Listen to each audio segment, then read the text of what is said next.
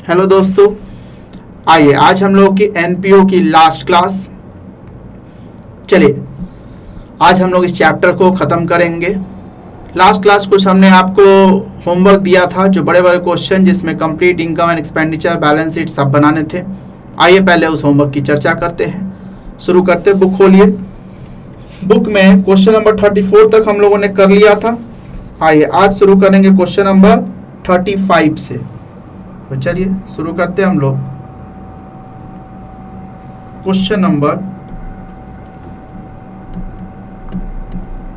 35। ठीक, चलिए 35 में कह रहा है सिटी क्लब की कहानी है। मार्च 2019 को रिसीट एंड पेमेंट अकाउंट बनाया है। ठीक है जी, रिसीट है, पेमेंट है, डोनेशन बिफोर बिल्डिंग है, कैपिटल एक्सपेंडिचर लास्ट क्लास इसके बारे में बताया था हमने। और एडजस्टमेंट में सीट 2 ही दिख रहा है, सब्सक्रिप्शन आउटस्टैंडिंग 150 रुपए का और सैलरी अनपेड है मार्च 19 का ही 85 का। बस बहुत आसान है, तो शुरू करते हैं। हेडिंग डालिए इनकम एंड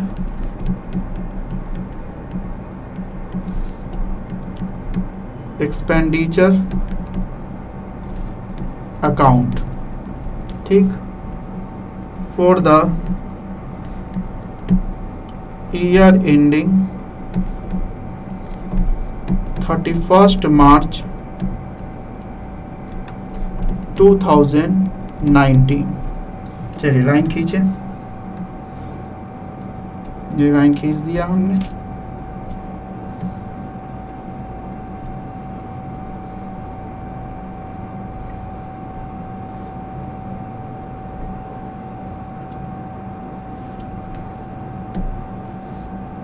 इधर एक्सपेंडिचर होता है आपका, अमाउंट, इनकम, अमाउंट रुपीज, यहाँ भी लिख दो रुपीज। चलिए शुरू करते हैं। सबसे पहले पेमेंट साइड को उठाते एक्सपेंडिचर में डालते हैं। पहले आपका आसान है क्वेश्चन, रेवेन्यू कैपिटल को अलग अलग किया हुआ है, तो रेवेन्यू पेमेंट को उठाए। सबसे पहले टू सैलरी, बताइए सैलरी में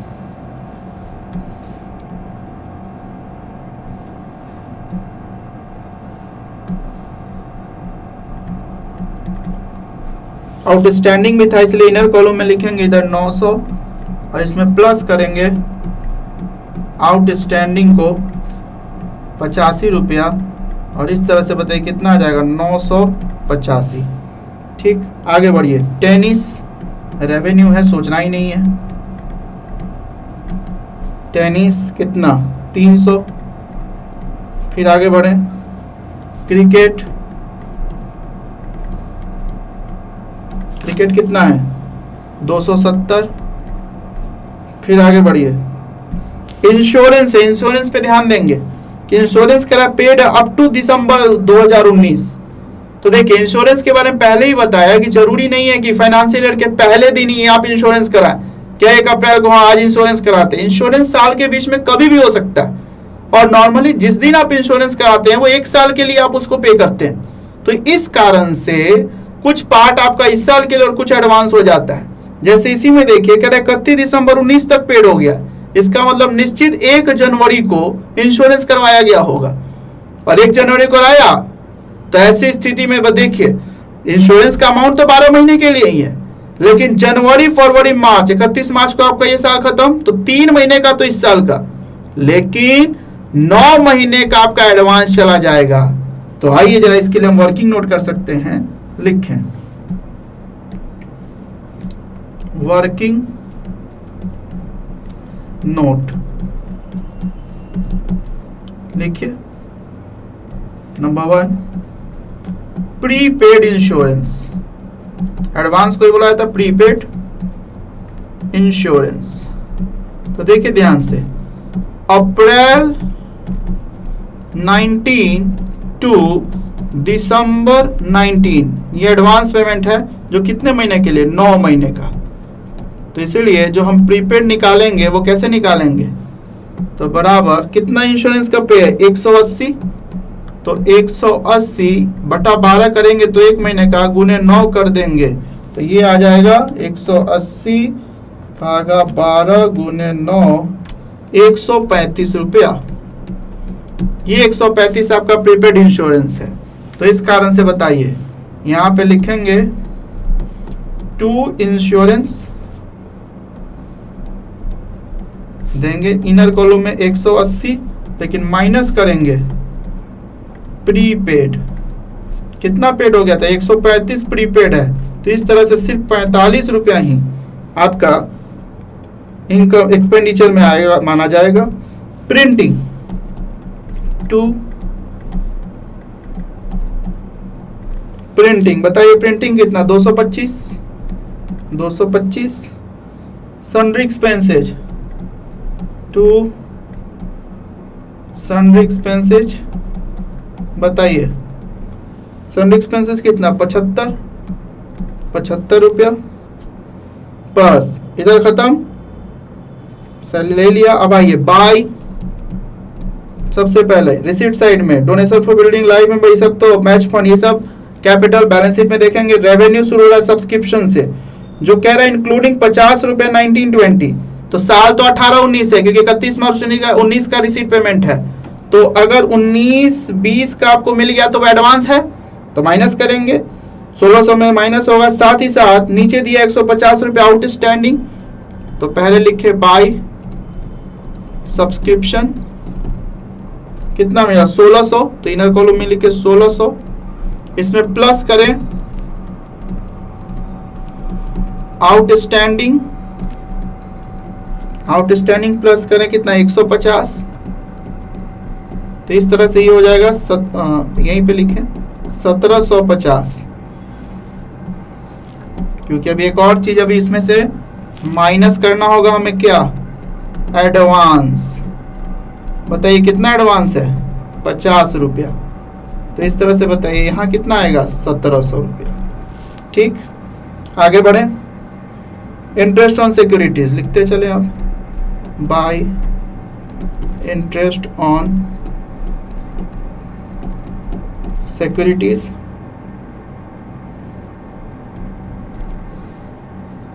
₹100। इसके बाद क्रिकेट,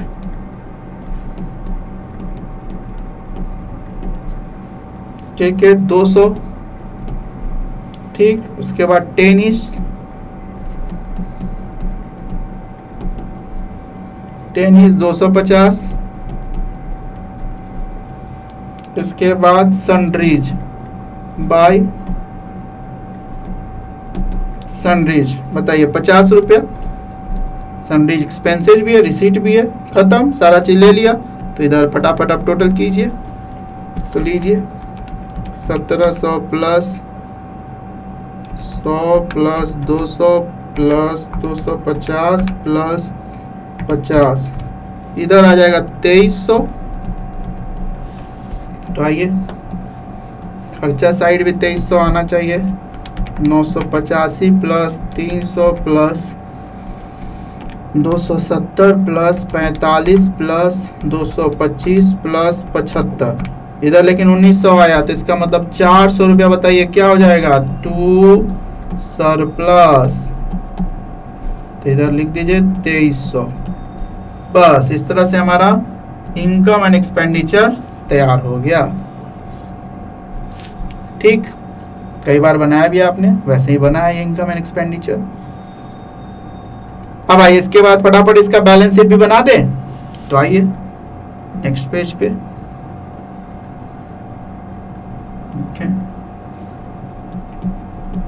बैलेंस शीट, ठीक, एज ऑन 31 मार्च 2019। फटाफट लाइन खींच लें।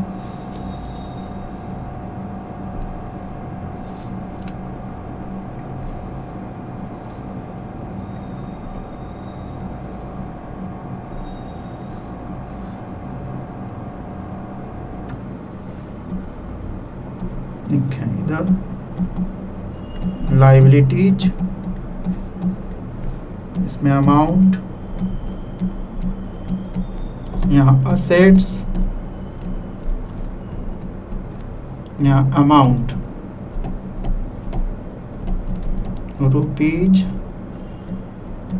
रुपीज, ठीक। चलिए शुरू करें। पेमेंट साइड से पहले एसेट्स उठाते हैं।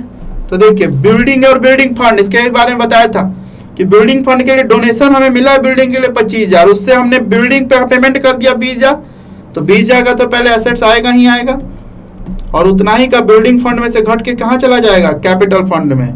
क्यों? क्योंकि कैपिटल पेमेंट है ये। तो पहले लिखे बिल्डिंग 20,000, ठीक। आगे बढ़िए। एक्सपेंसेज और मैच तो वहां पे घटाएंगे मैच फंड से। फर्नीचर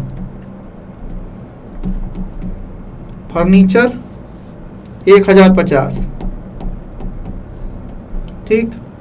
इसके बाद इन्वेस्टमेंट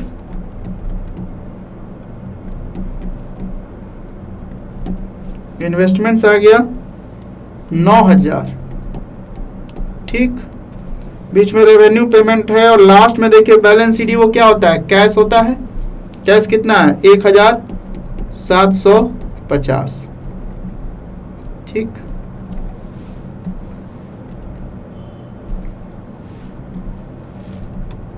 लीजिए जी, इतना चीज लिख दिया हमने।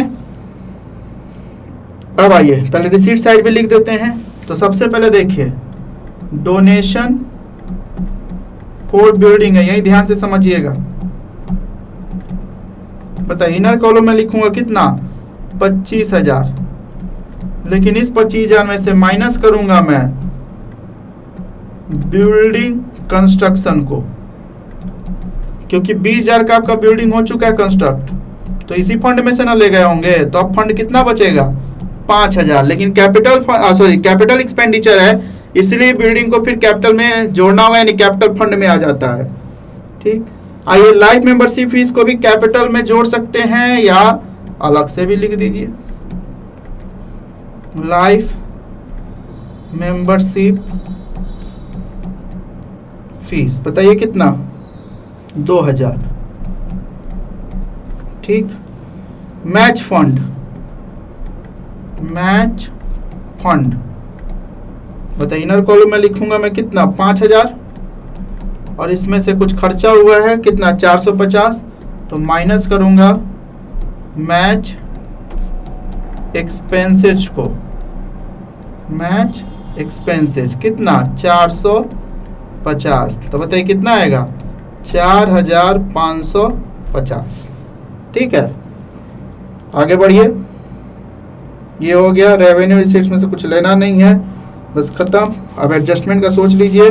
तो आउटस्टैंडिंग सब्सक्रिप्शन एसेट्स होता है, आउटस्टैंडिंग सब्सक्रिप्शन बताइए 150 रुपया। इनकम कोई भी बकाया हो वो एसेट्स होता है, और एडवांस सब्सक्रिप्शन 50 रुपया का था, वो आपकी लायबिलिटी। सैलरी अनपेड है, आउटस्टैंडिंग सैलरी बताइए कितना, 85 रुपया। और साथ में प्रीपेड एसेट्स हो जाएगा, प्रीपेड इंश्योरेंस। कोई भी एडवांस अगर आप खर्चा देते हैं वो एसेट्स, ये लिखवाया भी है मैंने। कितना प्रीपेड इंश्योरेंस किया था, 135, ठीक। आगे बढ़े। ये सब हो गया, और तो कुछ बचा नहीं, सारा एडजस्टमेंट हमने कर लिया। तो आइए इसको टोटल कीजिए। टोटल इधर 20,000 plus 1,050 plus 9,000 plus 1,750 plus 150 plus 135, बताइए इधर आया 32,085, और इधर भी आना चाहिए 32,085। हाँ, एक कैपिटल फंड के बारे में फिर लिख दीजिए। कैपिटल फंड वैसे तो बैलेंसिंग फिगर हो जाता है, लेकिन आप लिख सकते हैं एक तो बिल्डिंग वाला, बिल्डिंग कंस्ट्रक्शन का बताइए कितना, 20,000, और सरप्लस कितना है, 400, तो वो दोनों जोड़ के यहाँ पे कितना लिखा जाएगा, 20,400। 5,000 plus 2,000 plus 4,550 plus 50 plus 85 plus 20,400 32,85। Very good. तो ये आपका बैलेंस शीट मिल गया, बन गया बैलेंस शीट। ठीक है जी। तो बस ऐसे ही आपने इनकम एक्सपेंडिचर और बैलेंस शीट बना लेना है। बड़ा क्वेश्चन ऐसे का आपके एग्जाम में आ सकता है, मिला लेंगे। थोड़ा बस ट्विस्ट बस बिल्डिंग वाला था कि कैपिटल एक्सपेंडिचर इसलिए बिल्डिंग फंड में से तो घटेगा और कैपिटल फंड में आ जाता है। यही रेवेन्यू होता तो फंड में से घटता है लेकिन कैपिटल फंड में नहीं आता है। चलिए इसी ढंग से आइए। इसमें तो एक आसान था कि कोई ओपनिंग बैलेंस नहीं था, इसलिए कोई ओपनिंग बैलेंस शीट नहीं बनाना पड़ा ओपनिंग कैपिटल फंड निकालने के लिए। लेकिन ये क्वेश्चन नंबर 36 देखें। 36 में ओपनिंग चूंकि 2 बैलेंस बीडी दिख रहा है तो ओपनिंग है तो जरा ओपनिंग कैप बैलेंस शीट भी बना के देख लेंगे, वैसे लास्ट क्लास सीखे थे। तो आइए ये क्वेश्चन नंबर हम लोग 36 भी करते हैं। डालिए क्वेश्चन 36। चलिए, from the following receipt and payment account of Deoghar club Deoghar for the year ended 31st December 2017 prepare income and expenditure account and balance sheet as on that date। ठीक है जी। रिसीट पेमेंट है 2 balance B D subscription salary sports equipment. Interest on investment है 8% per annum for whole year. चलिए जी, ध्यान रखेंगे rate दिया हुआ है तो इंटरेस्ट निकालना पड़ सकता है, अगर समय वगैरह कुछ पता है तो। देखते हैं, बैलेंस शीट ही है। अतिरिक्त सूचनाएं में दिया है the club has received 20,000 for subscription in 2016 for 2017। हमारा साल कौन सा है ये 31 दिसंबर 2017 और कह रहा है 2016 में ही 2017 के लिए मिल गया था। तो एडवांस है ओपनिंग एडवांस क्या होता है, ऐड कर दिया जाता है। ठीक। Salary had been paid only for 11 month, यानी आपका जो सैलरी दिख रहा है वो सिर्फ 11 महीने का, 1 महीना आउटस्टैंडिंग निकालना होगा। और आगे दिया the stock of sports equipment as on 31 December 2016 was 3 lakh and on 31 December 2017 6,50,000। Sports equipment का ओपनिंग बैलेंस और क्लोजिंग बैलेंस दिया हुआ है। कुछ परचेज भी हुआ है, यदि कुछ सेल नहीं हुआ तो डिफरेंस क्या होगा, डेप्रिसिएशन से रिलेटेड होगा। चलिए सब कुछ बात करेंगे हम लोग। आइए पहले हम शुरू करते हैं कहां से, इनकम एंड एक्सपेंडिचर अकाउंट। चलिए, इनकम एंड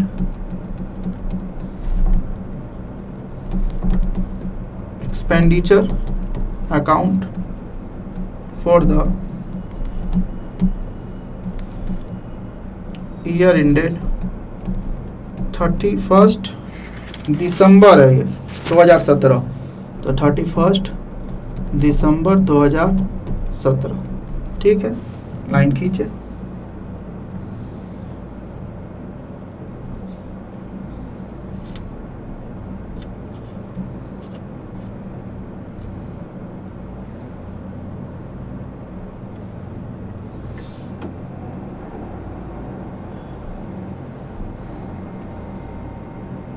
चलिए देखिए, इधर हम क्या डालते हैं, एक्सपेंडिचर अमाउंट शॉर्ट में लिखते हैं, MOUNT होता है, शॉर्ट में AMT लिख देते हैं। यहाँ रुपीज, इनकम,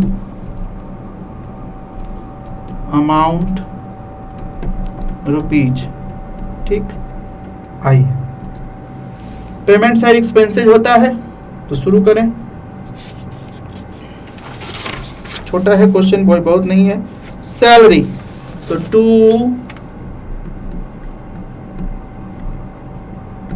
सैलरीज बताइए तो 3,30,000 है। क्या कोई एडजस्टमेंट है क्या? हाँ सर है। कह रहा है सैलरी जो पे है वो सिर्फ 11 महीने का पे है, तो 1 महीने का बाकी रह गया। तो आइए जरा हम क्या करेंगे, वर्किंग नोट भी साथ करते चलेंगे। देखें, वर्किंग नोट जो आप पहले से पढ़े हैं वही सब टैलेंट यूज होने वाला है। पहला हम निकाल रहे हैं आउटस्टैंडिंग सैलरी, क्या निकाल रहे हैं? Outstanding salary. तो देखिए आउटस्टैंडिंग सैलरी कितना होगा, तो आपका 3,30,000 है। कितना है? 3,30,000। ये बताइए 3,30,000 11 महीने का है तो डिवाइडेड बाई 11 कर देंगे तो 1 महीने का हो जाएगा, और गुने एक ही महीने का तो आपको लेना है जो बकाया है। तो इसीलिए आप 3,30,000 भागा 11 करेंगे तो 1 महीने का आएगा, गुने 1 इतना ही आ जाएगा। 30,000 रुपये इसका मतलब आपका बकाया निकल रहा है। ठीक है जी, तो आइए इसको डाल दें इसमें। तो सैलरी 3,30,000 और इसमें प्लस करें आउटस्टैंडिंग सैलरी, कितना? 30,000।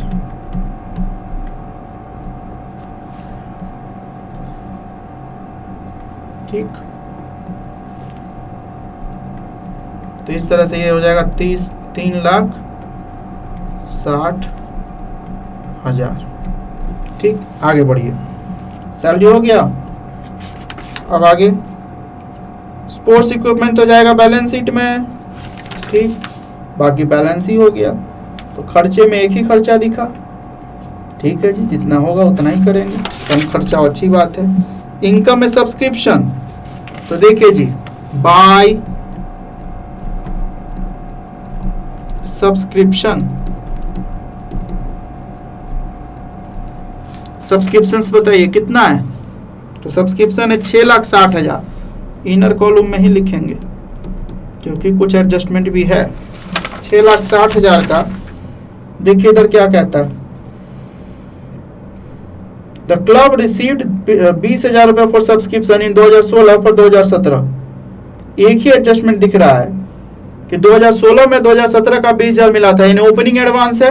तो ओपनिंग एडवांस को क्या करना चाहिए? जोड़ देना चाहिए, और कोई आउटस्टैंडिंग दिखा ही नहीं तो अच्छा बात है, कम एडजस्टमेंट है। प्लस ओपनिंग एडवांस, ये बात समझ आ रहा है ना कि 2017 का बना रहे हैं और 16 में 17 का मिल गया था। 17 में अगर 18 का मिलता तो क्लोजिंग, 16 में 17 का मिल गया तो ओपनिंग, तो ओपनिंग को ऐड किया जाता है। खूब पढ़े हैं आप लोग। तो बताइए कितना? 20,000। तो इस प्रकार ये हो जाएगा 6,80,000। ठीक, आगे बढ़े। इसके बाद आपका सब्सक्रिप्शंस के बाद एक ही चीज है, into interest on investment at the rate 8% per annum for whole year. तो देखिए इंटरेस्ट बताया है, तो ध्यान दीजिएगा, इस इंटरेस्ट से आपको इन्वेस्टमेंट तक भी पहुंचना होगा। इसका मतलब साल के शुरुआत में कुछ इन्वेस्टमेंट होगा तभी ना ब्याज मिला। तो बोला ये ब्याज पूरे साल का है, तो इस आधार पे जरा इन्वेस्टमेंट निकालिएगा ताकि बैलेंस शीट में काम आएगा। तो बाय, बहुत अच्छा क्वेश्चन है, छोटा ही है लेकिन। इंटरेस्ट ऑन इन्वेस्टमेंट वो तो आपका दिया है 40,000, लेकिन साथ ही साथ आगे काम आएगा। वर्किंग नोट में निकालिए नंबर 2, देखिए 8% इन्वेस्टमेंट, ये कितना होगा? तो अगर हम यहाँ पे ध्यान दीजिए, वैसे तो एक्सपर्ट है लेकिन चलो नया नया फॉर्मूला भी लिख देते हैं। अगर हम इंटरेस्ट गुने 100 बटा रेट अगर कर देंगे तो इन्वेस्टमेंट का अमाउंट निकल के आ जाएगा। तो इंटरेस्ट है ये 40,000 गुने 100 बटा रेट है 8% का। तो ये अगर देखिएगा करके तो 40,000 गुने 100 भागा 8, ये 5 लाख का इसका मतलब हमारा इन्वेस्टमेंट है, जो बैलेंस शीट में, खासकर ओपनिंग बैलेंस शीट में दिखने वाला है। क्लोजिंग में भी दिखेगा क्योंकि कंटिन्यू है, क्योंकि साल के शुरू में ही है तब ना इस साल हमको इंटरेस्ट मिला है। तो यही छोटे छोटे एडजस्टमेंट जो भीतर में ही छुपे होते हैं, ये ध्यान से आपको निकालना पड़ेगा। चलिए जी, निकल गया। तो इसका जरूरत तो हमको बैलेंस शीट में पड़ेगा, अभी निकाल लिए हैं। अब आइए, इंटरेस्ट ऑन इन्वेस्टमेंट 40,000 दे दिए, वो हो गया। बाकी सब्सक्रिप्शन नहीं लिए, सैलरी नहीं लिए। आगे तीसरा में कह रहा है स्टॉक जो है स्पोर्ट्स इक्विपमेंट्स का इतना। अब देखिए स्पोर्ट्स इक्विपमेंट्स है मेरे पास, हाँ ध्यान से देखिए, पेमेंट किए हैं, रिसीट एंड पेमेंट में दिख रहा है 4 लाख का, ठीक। और साल के शुरू में कह रहा है, ध्यान से तीसरा एडजस्टमेंट देखिएगा कि साल के शुरू में कह रहा the stock of sports equipments as on 31 December 2016 आज 3 लाख और 31 दिसंबर 2017 6,50,000, ठीक है। अब इसमें भी थोड़ा वर्किंग नोट पे आइए,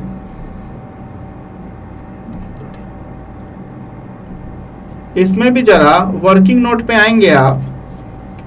एक और पेज हम यहां ऐड करते हैं,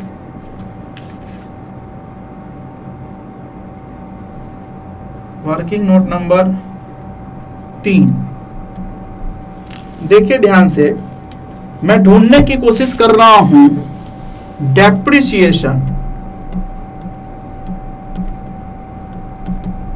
ऑन स्पोर्ट्स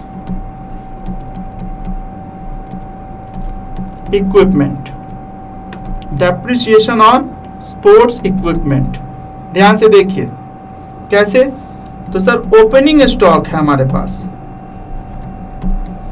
ओपनिंग स्टॉक है मेरे पास 3 लाख का, 3 लाख।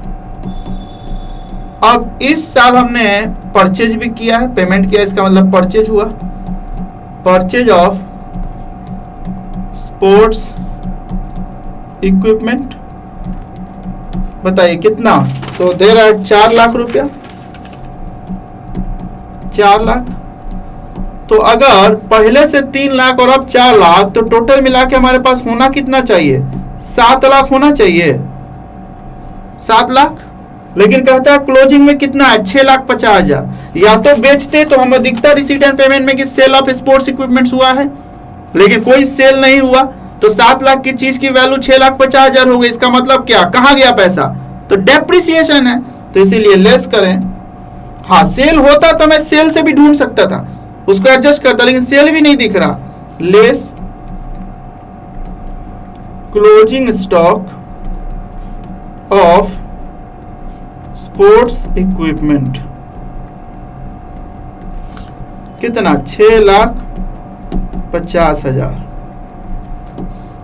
तो इस तरह से बताइए 50,000 ये हमारा डेप्रिसिएशन है। क्या है ये, डेप्रिसिएशन। बहुत बढ़िया क्वेश्चन है ये, तो आइए जरा चिपकाया जाए। यहाँ पे डेप्रिसिएशन कहाँ रखेंगे, यहाँ रखेंगे to depreciation on sports equipment.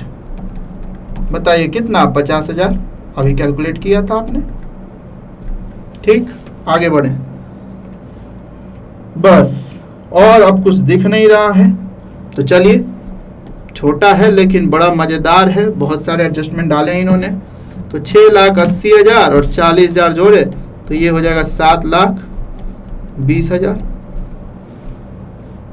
तो इधर देखिए 3,60,000 प्लस 50,000, 4,10,000 माइनस 7,20,000, 3,10,000 रुपए का। बताइए क्या निकल के आ गया, सरप्लस टू सरप्लस आ गया 3,10,000 का।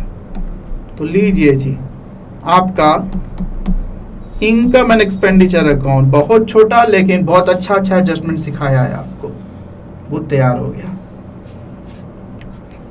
आपका इनकम एंड एक्सपेंडिचर अकाउंट तैयार है।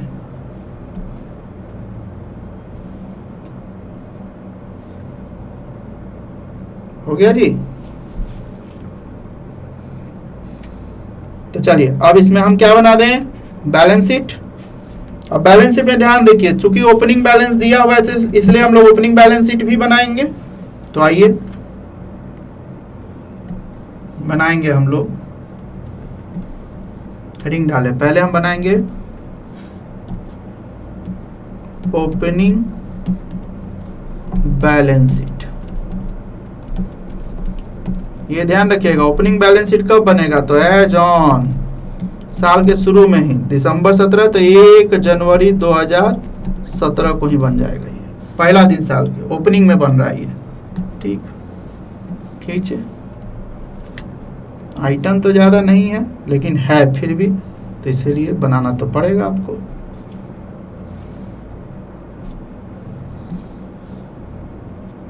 चलिए लिखें, इधर क्या लिखेंगे, लायबिलिटीज,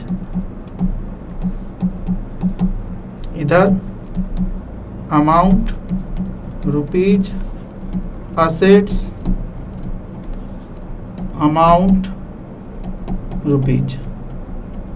चलिए शुरू कीजिए। अब आइए पेमेंट साइड से हम असेट्स उठाते हैं। देखिए सैलरी तो उधर गया। स्पोर्ट्स इक्विपमेंट्स, बताइए स्पोर्ट्स इक्विपमेंट्स का क्लोजिंग वैल्यू लेंगे।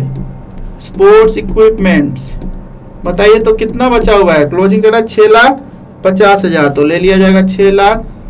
सॉरी, ये अभी हम ओपनिंग बैलेंस शीट बना रहे हैं ना, तो इसका ओपनिंग वैल्यू लीजिए।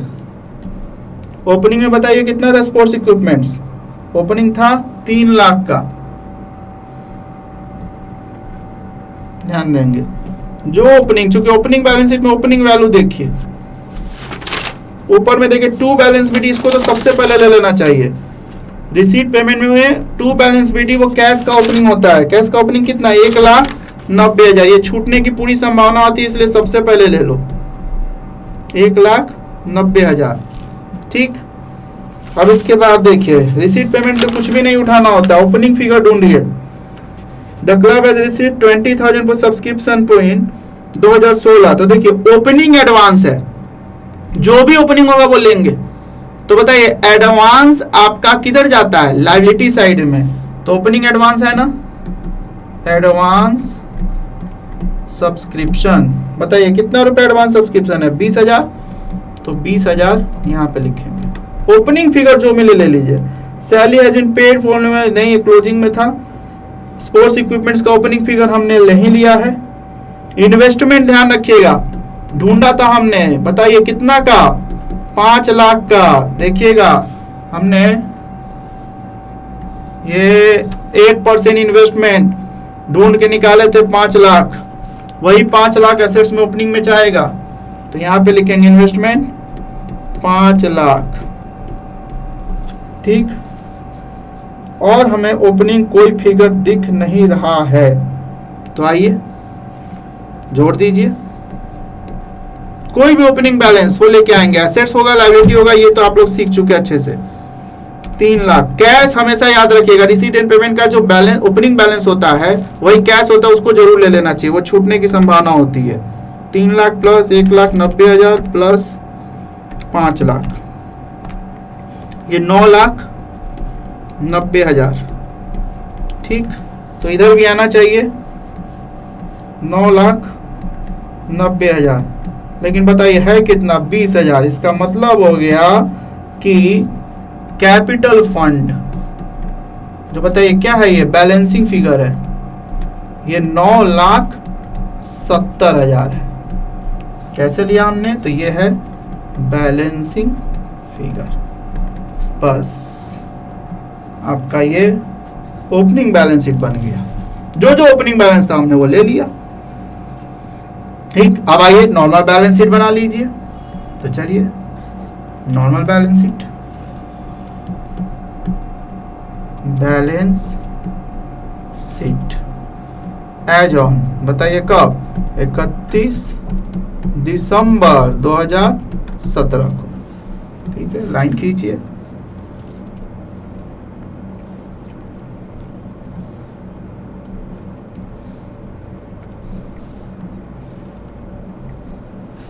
लिखें इधर liabilities, amount rupees, assets amount rupees.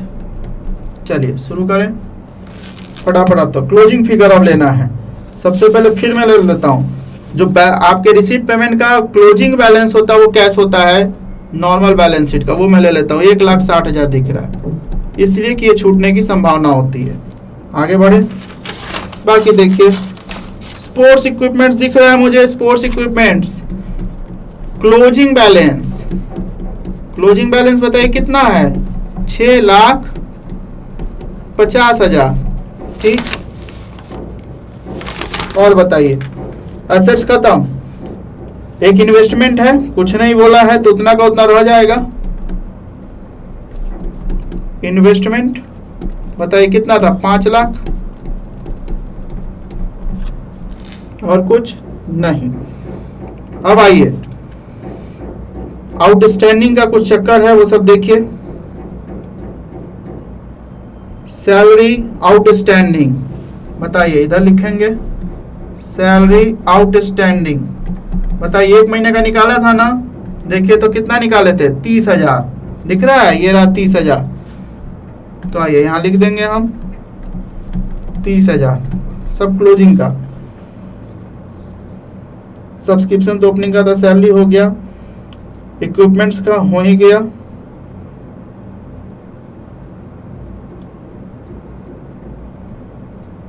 बस और कुछ तो इसमें मुझे दिख नहीं रहा है। ठीक, तो कैपिटल फंड बताइए जी, कैपिटल फंड कितना है, तो अभी निकाला था ना आपने, कितना कैपिटल फंड, 9,70,000। तो यहाँ लिखें 9,70,000।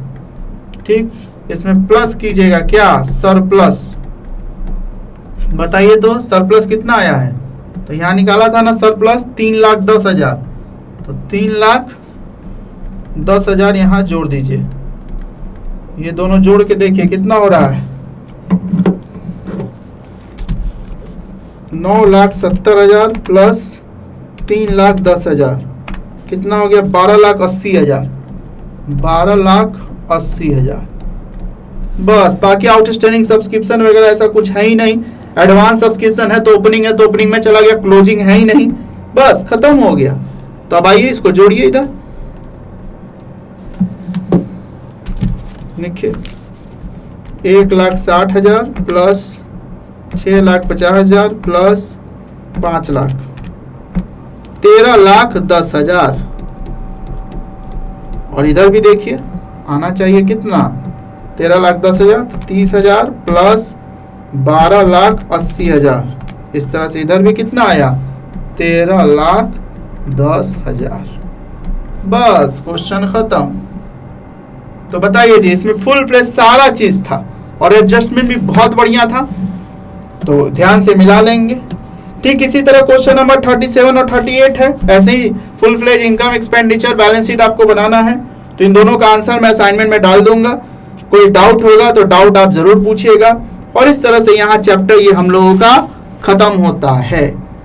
ठीक है जी, अब आइए, जैसा कि आपको पता है कि कुछ आपके जो क्वेश्चंस होते हैं उसमें थ्योरेटिकल एस्पेक्ट से भी आते हैं, तो कुछ क्या बहुत ज्यादा आते हैं, ऑब्जेक्टिव क्वेश्चन के साथ साथ थ्योरी भी पूछा जाता है। तो इस चैप्टर से थ्योरेटिकल पॉइंट क्या क्या इंपॉर्टेंट है, थोड़ा आइए उस पर भी एक नजर हम लोग डाल लेते हैं। तो आइए ध्यान दीजिएगा, अभी लिखें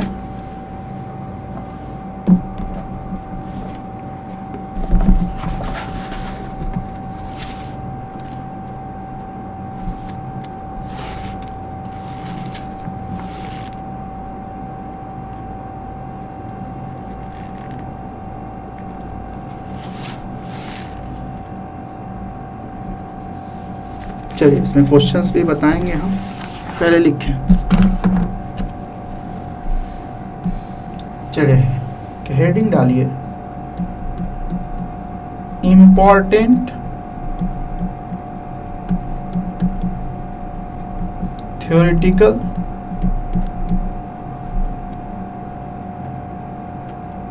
पॉइंट, क्या क्या थ्योरेटिकल पॉइंट इंपॉर्टेंट है वो लिखिए। तो देखिए इस चैप्टर में, और हमने लगभग सब कुछ पढ़ लिया है। सबसे पहले आप एक टर्म पढ़े हैं मानदेय, खूब पूछता है मानदेय क्या होता है, जिसको अंग्रेजी में बोलते हैं हम लोग ऑनरेरियम। तो जो एम्प्लॉय के अलावा दिया गया पैसा वो आपका मानदेय कहलाता है, वो खूब पूछता है। इसके बाद लिखेंगे आजीवन सदस्यता शुल्क, जिसको हम लोग बोलते हैं लाइफ मेंबरशिप फीस। ये भी क्वेश्चन खूब आता है, क्या होता है लाइफ मेंबरशिप फीस।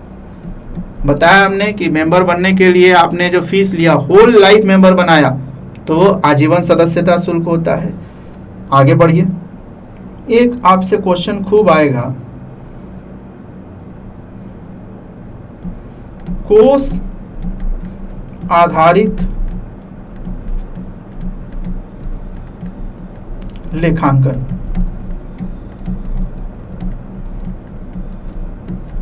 जैसे हम लोग अंग्रेजी में क्या कहते हैं, फंड बेस्ड अकाउंटिंग।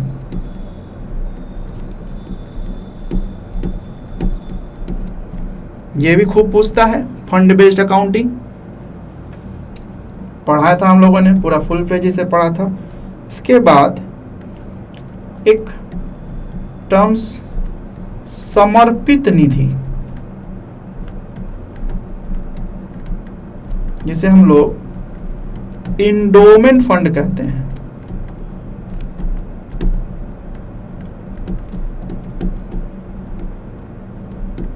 ये भी खूब पूछता है। इसके बाद एक टर्म आता है वसीयत, जिसे अंग्रेजी में बोला जाता है लेगेसी। कैपिटल रिसीट होता है हमारा, ये दोनों एक जैसा कुछ है। और एक आपका पूंजी निधि,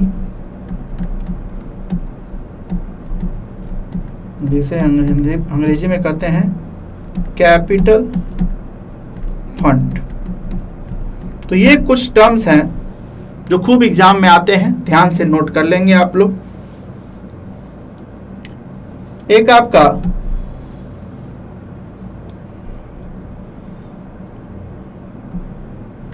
कैपिटल रिसीप्ट या पेमेंट तथा रेवेन्यू रिसीप्ट या पेमेंट के उदाहरण ये भी बहुत आते हैं। एग्जाम्पल आपसे पूछेगा तो आप खूब बनाते हैं। जैसे कैपिटल रिसीट, बैलेंस शीट में जाने वाला और वो रिसीट, जैसे लाइफ मेंबरशिप फीस आपका, ये आपका क्या हो गया, कैपिटल रिसीट हो गया। Match fund, tournament fund, endowment fund, ये सब कैपिटल रिसीप्ट है, बैलेंस शीट में जाता है।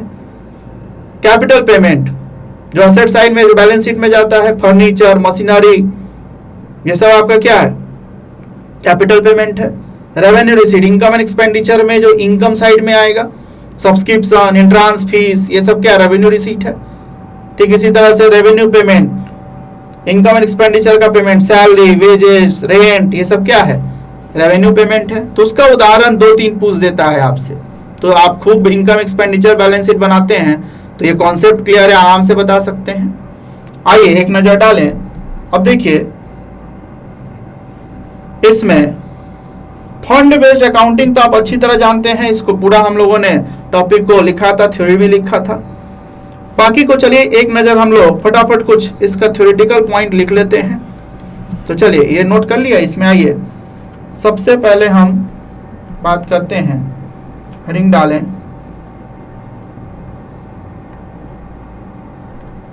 लिखें मानदेय, जिसे हम लोग बोलते हैं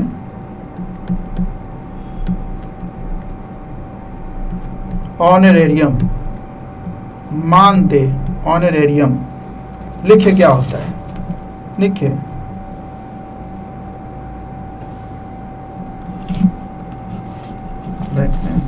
आइए लिखें मानदेय या इसको अथवा मानद भुगतान भी बोला जाता है। क्या बोला जाता है? मानद भुगतान। अंग्रेजी में एक ही वर्ड होता है, मानद भुगतान।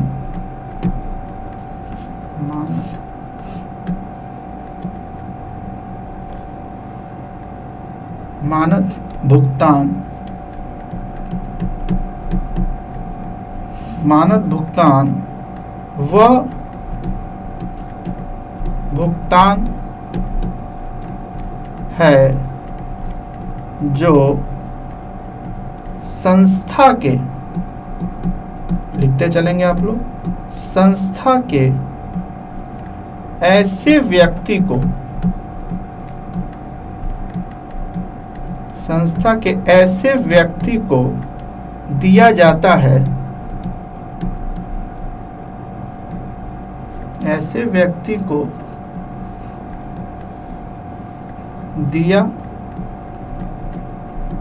जाता है जो उस संस्था का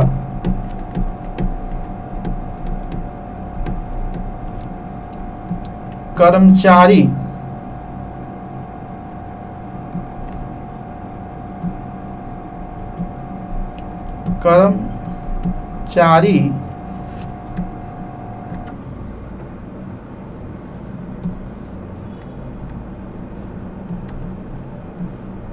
न हो। तो ध्यान रखेंगे, संस्था के कर्मचारी के अलावा, जैसे सचिव वगैरह लिख लीजिएगा, जैसे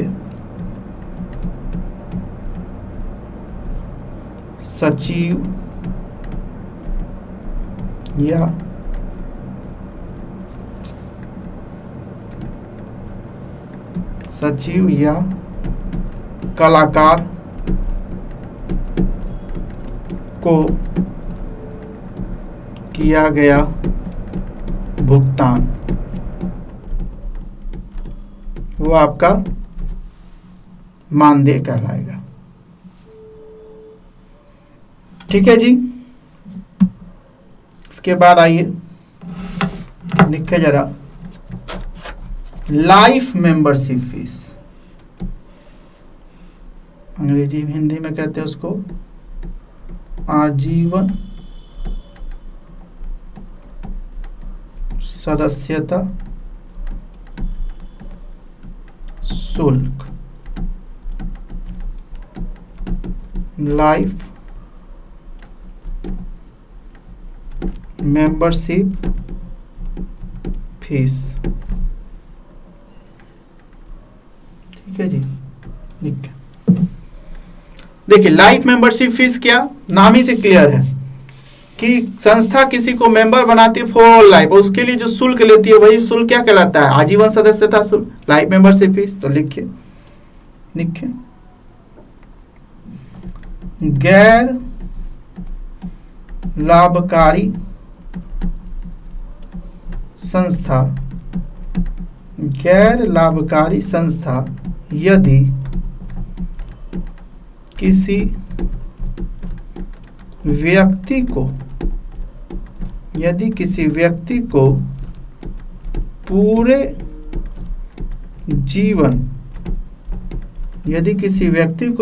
जीवन के लिए सदस्य बनाती है, पूरे जीवन के लिए सदस्य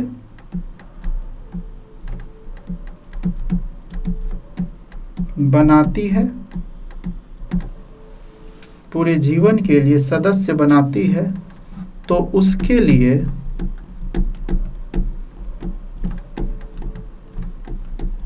जो शुल्क लेती है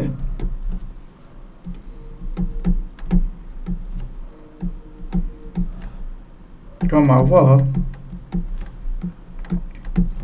आजीवन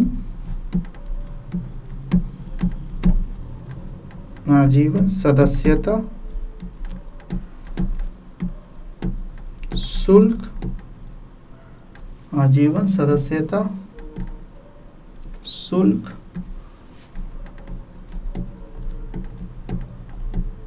कहलाता है। बस, तो ये आजीवन सदस्यता शुल्क लिखते चलेंगे।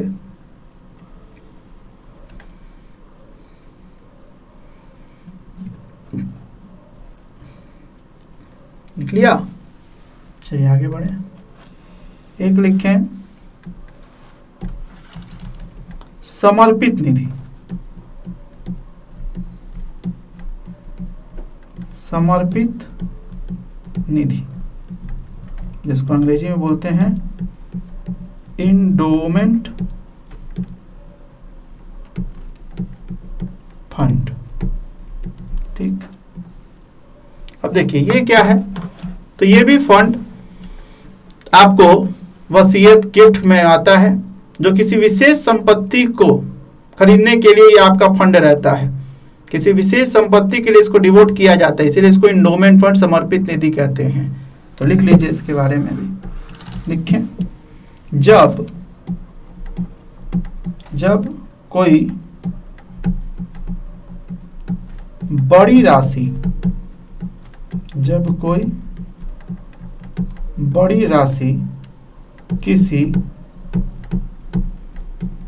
अलाभकारी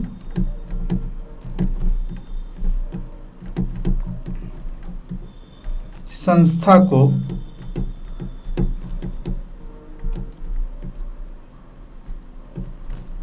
अलाभकारी संस्था को बड़ी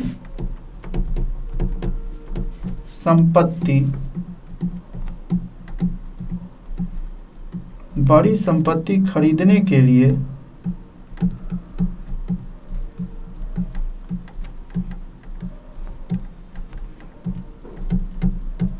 दी जाती है, बड़ी संपत्ति खरीदने के लिए दी जाती है, तब इसे समर्पित निधि या आधार कोष, इसको आधार कोष भी बोलते हैं, आधार कोष कहा जाता है।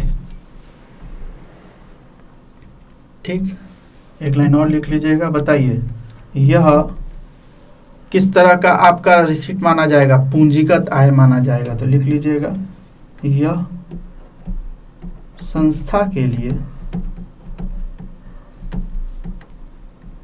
यह संस्था के लिए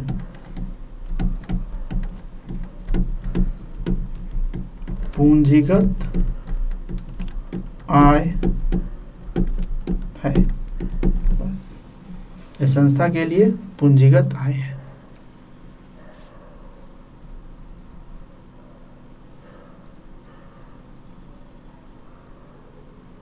ठीक है जी, लिख लिया। अब एक और पॉइंट हम लोगों को लास्ट, एक लेगेसी, वसीयत जरा लिख लीजिए। नेक्स्ट पेज पे लिख देता हूं, वसीयत हेडिंग डालें,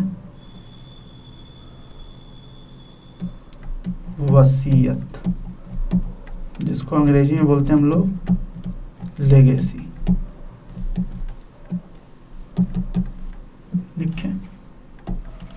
देखिए वसीयत भी देखिए नाम से, विल वसीयत, कोई व्यक्ति मरणोपरांत संस्था को दे देता अपनी संपत्ति, तो उसको हम लोग क्या बोलते हैं? वसीयत मिली है। तो ये लिखिए उसी बेस पे है। वसीयत वह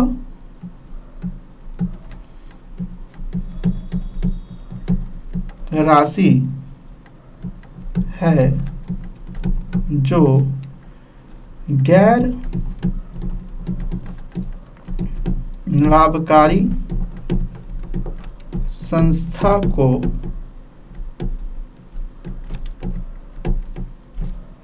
किसी व्यक्ति के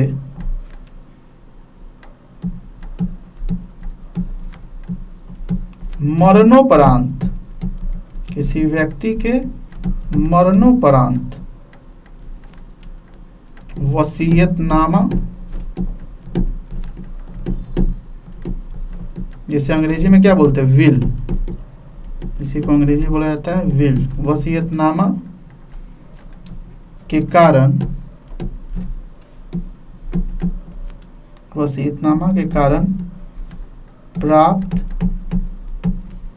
करती है। ठीक है जी, वसीयतनामा के कारण प्राप्त करती है।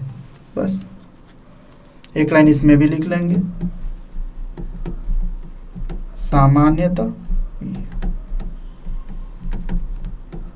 यह संस्था के लिए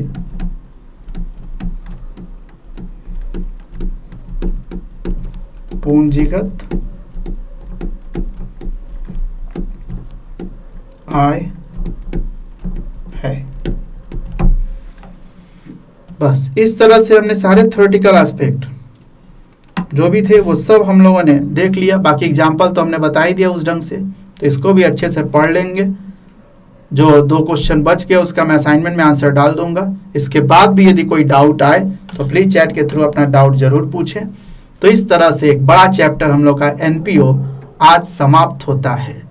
अगली क्लास में हम लोग एक फिर बड़ा चैप्टर जो टुकड़ों टुकड़ों में बटा है, बड़ा ही इंपॉर्टेंट भी होता है, पार्टनरशिप, वो स्टार्ट करेंगे हम लोग अगली क्लास से। तो चलिए आज हम लोग यही रुकते हैं। आज के लिए इतना ही, धन्यवाद।